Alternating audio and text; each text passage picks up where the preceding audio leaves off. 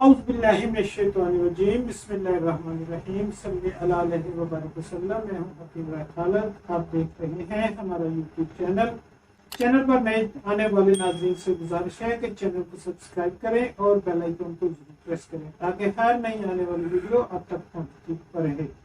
آج ہم جس موضوع پہ ویڈیو بنا رہے ہیں وہ ہے کافور کے ناقابل یقین فوائد۔ کافور طبی اعتبار سے بہت اہمیت کا حامل ہے۔ اس کا کیمیاوی نام کیمفر ہے۔ یہ ایک پودا ہے جسے کاشت کرنے کے بعد اس کے بیجوں، جڑوں اور پتوں میں سے جو تیل نکلتا ہے اس سے کافور تیار کیا جاتا ہے۔ کافور کا درخت نہایت خوبصورت اور سدا بہار ہوتا ہے۔ اس درخت کی لکڑی میں ایک گاڑھا روغن کشید کر کے بھی مشینوں کی مدد سے کافور الگ کیا جاتا ہے۔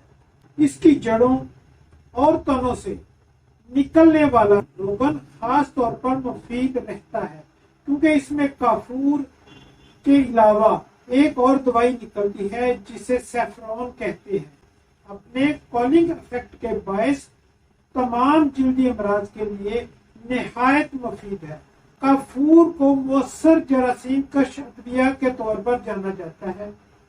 اینٹی سیپٹک اور اینٹی فنگل خصوصیات کے باعث یہ طب میں اہم مقام رکھتا ہے۔ کافور کو آپ پانی میں حل کر کے یا پیسٹ کی صورت میں یا پھر اس کے تیل کا استعمال بھی کر سکتے ہیں۔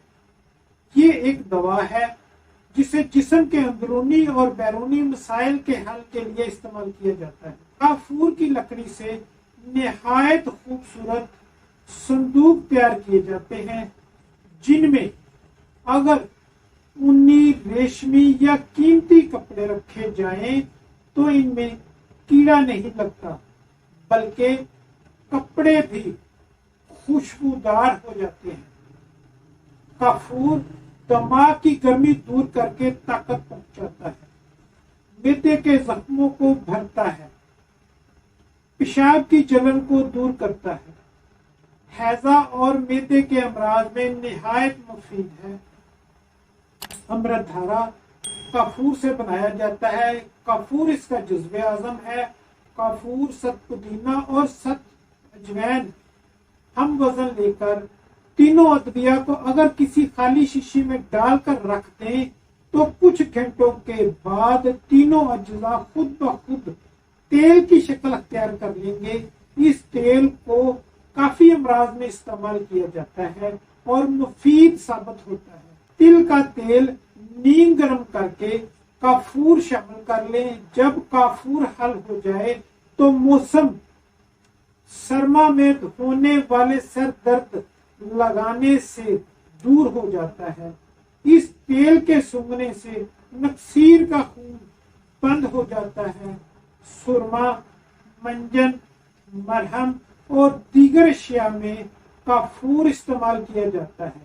تب تک کہ مرض میں مریض کے گلاس میں کافور کی ڈلی ڈالی جاتی ہے تاکہ یہ پانی جسم میں داخل ہو کر تب تک کے تمام جراثیم ہلاک کر دے۔